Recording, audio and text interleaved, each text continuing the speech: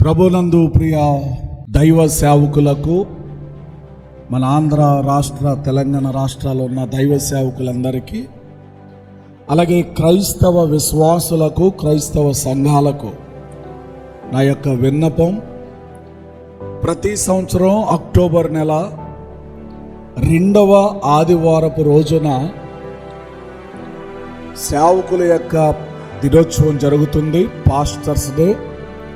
కాబట్టి ఈ సందర్భాన్ని మీరందరూ జ్ఞాపకం చేసుకుని, ఒక దైవ సేవకుడిగా నేను చెప్పేది ఏమన్నా, దైవ సేవకులు ఒకరిని ఒకరు గౌరవించుకుందాం, అభినందిద్దాం.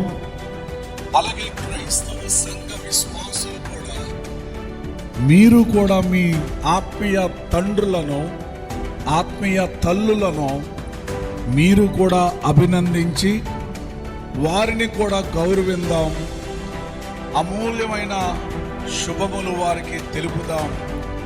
ఈ విధముగా మీరు అన్ని విషయాల్లో పాలిభాగస్తులై చక్కగా దైవ సేవకులను గౌరవిద్దాం, ప్రార్థిద్దాం.